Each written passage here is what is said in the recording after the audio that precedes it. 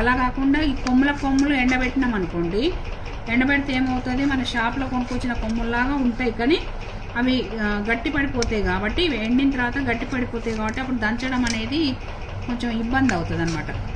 చాలా గట్టి ఉంటుంది, ఎంత దంచినా కూడా దంగదు. అదే ఇప్పుడు ఈ ఉడకబెట్టినప్పుడు మెత్తగా ఉన్నప్పుడు మనం ఇలా కట్ చేసుకుంటే ఏమవుద్దంటే ఎండిన తర్వాత డైరెక్ట్గా మనం మిక్సీ పట్టేసుకోవచ్చు. చూడండి ఇంత అయితే క్వాంటిటీ వచ్చింది.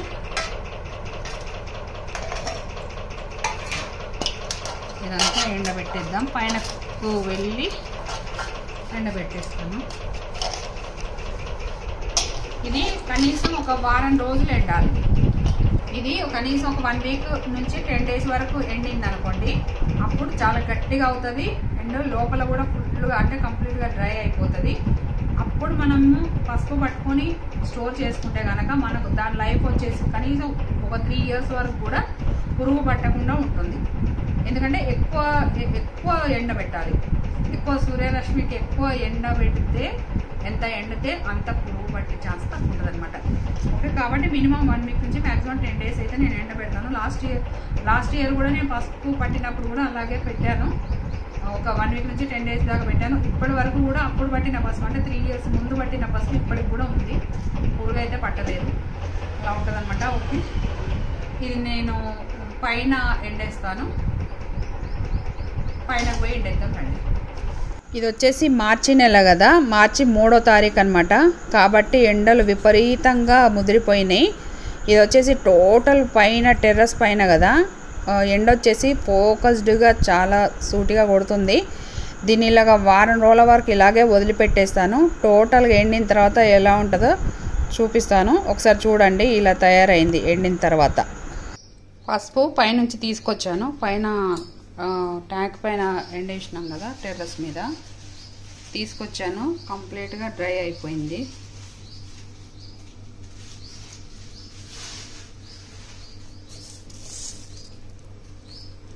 ఎండిన తర్వాత ఇట్లా చిన్నగా అయిపోయింది అనమాట. మనం ఎండకు ముందు కొంచెం పెద్దగా కనపడుతుంది, ఎండిన తర్వాత కొంచెం చిన్నగా కనపడుతుంది. గలగల అయిపోయింది. దీన్ని ఇప్పుడు మిక్సీ పట్టేసి పసుపు చేద్దాం. ఇలా ఎందుకు కొట్టానో ఇప్పుడు మీకు అర్థమవుతుంది కదా. ఎందుకంటే కొమ్ములే ఎండబెట్టినాం అనుకోండి, అవి కంప్లీట్ డ్రై అయిన తర్వాత కొట్టడం చాలా ఇబ్బంది కదా. అందుకోసమని ముందే నేను కట్ చేసి పెట్టుకుంటా ఎప్పుడైనా. ఓకే, ఇది మనం మిక్సీ పట్టిద్దాం. ఓకే, పట్టిన తర్వాత ఇందులో జల్లెడ కూడా పడదాము. ఎందుకంటే కొంచెం పెద్దగా వక్కలు ఉంటే కొంచెం ఇబ్బంది అవుతుంది కదా. పిండి జల్లెడ, ఇది పిండి జల్లెడతోటి జల్లించేద్దాం. ఓకే, చిన్న మిక్సీలో వేసేద్దాం.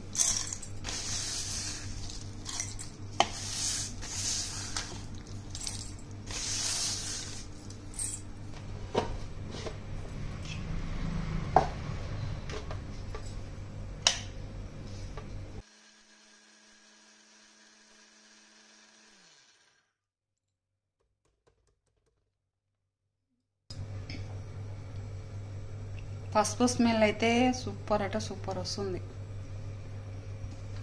ఇంకొంచెం మెత్తగా పడదాం.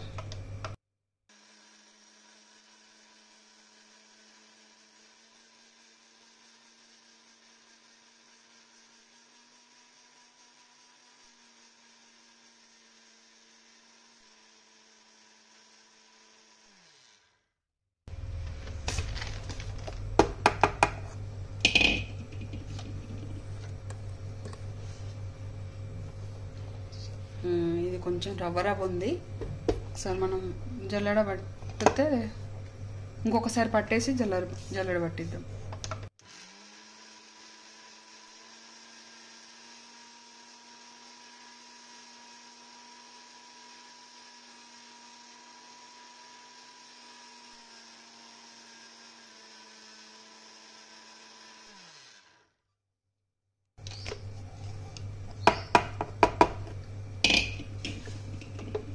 మంచి స్మెల్ వస్తుంది.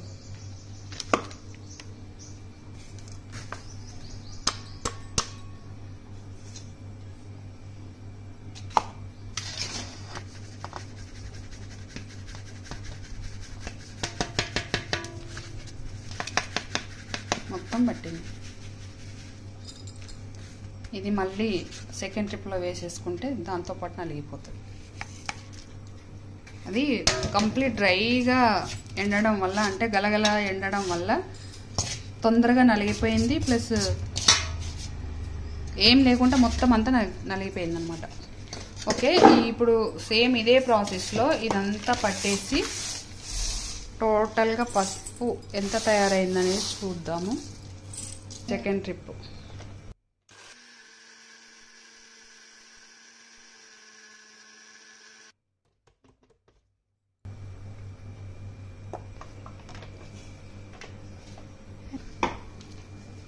ఇది సెకండ్ ట్రిప్.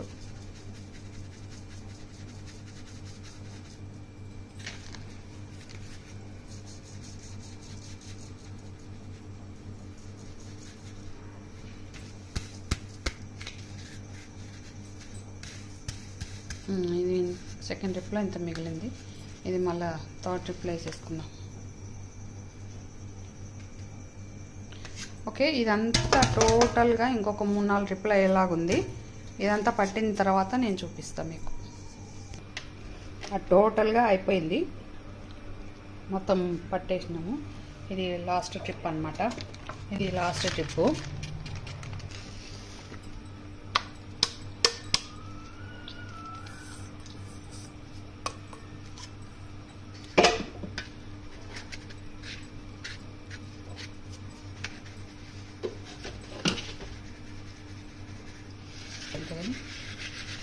లాస్ట్ ట్రిప్కి ఏం రాలేదు, ఇంత అయితే వచ్చింది చూడండి పసుపు. సరే, ఇంత వచ్చింది. ఓకే, ఈ వీడియో మీకు ఎలా అనిపించిందో నాకు కామెంట్లో పెట్టండి. ఈ వీడియో కనుక మీకు నచ్చినట్లయితే వెంటనే లైక్ చేయండి, మీ ఫ్రెండ్స్కి షేర్ చేయండి. అలాగే మన ఛానల్ని కొత్తగా చూస్తున్న వాళ్ళు ఎవరైనా ఉంటే వెంటనే సబ్స్క్రైబ్ చేసుకోండి. పక్కనే ఉన్న బెల్ ఐకాన్ని ప్రెస్ చేయండి, ఆల్ అని కూడా క్లిక్ చేయండి. Thank you, bye.